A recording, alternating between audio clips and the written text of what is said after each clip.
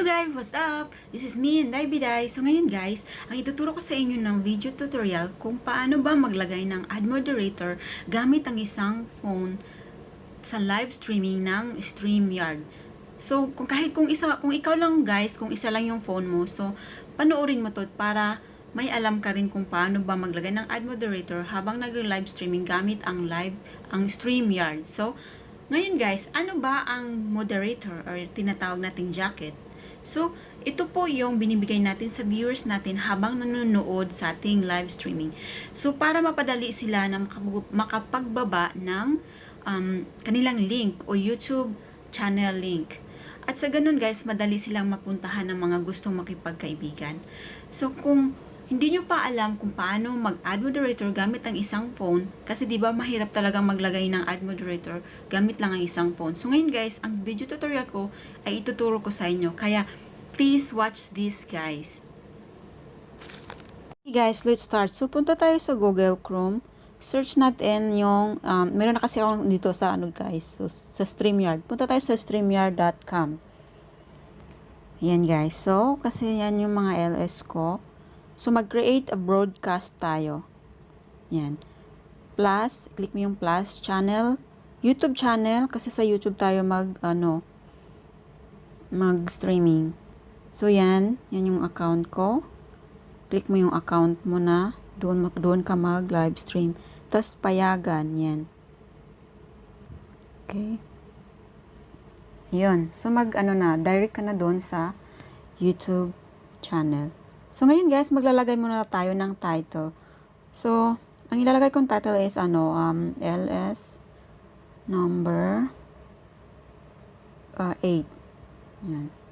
Then, description. Ano yung description? So, sa akin kasi ilalagay ko yung, welcome to my LS. Yan guys. So, ayan. Kasi video tutorial ko ito, so gagawin ko na lang muna siya na private. Yan. So, create broadcast. Kasi ituturo ko lang naman sa inyo ngayon kung paano ba maglagay ng ad moderator o paano magpunta sa YouTube. Ayan guys. At makapaglagay ka ng ayan guys. Makapaglagay ka ng ad moderator. Ayan, nakikita na ako. So, kasi lang siya. So, stop the cam muna. Ayan. So, ngayon guys, ayan na yung pangalan ko. Then, enter broadcast studio. So, ayan. So, go live. Then, pag nag-go live na ako, yan, click mo yung go live. Go live. Yan, guys. So, yan. You are live now. And then, dito tayo sa more. Nakita mo yung more, di ba may broadcast info? So, meron kang nakita dyan. Pag click mo sa broadcast info, meron siyang X. Then, merong 3 dot. Ayan guys, view on YouTube. So, ito yung i-click mo, view on YouTube. Pagka-click mo ng view on YouTube, mapunta ka na doon sa YouTube guys. At doon ka na makapagbigay ng ad moderator. Ayan. So, ano mo yung X?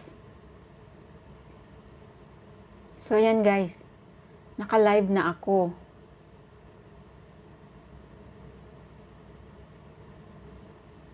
Ayan. So, ayan po yun guys. So, dito tayo. Pwede na tayo maglagay ng ad moderator. Sana may natutunan kayo guys sa ginagawa kong video tutorial kung paano maglagay ng ad moderator gamit lang ang isang phone at sa Streamyard streaming. Yan guys. Thank you for watching guys. Sana may natutunan kayo. Tsaka please don't forget to subscribe and click the notification bell para updated kayo sa aking video tutorial po. Thank you very much for watching.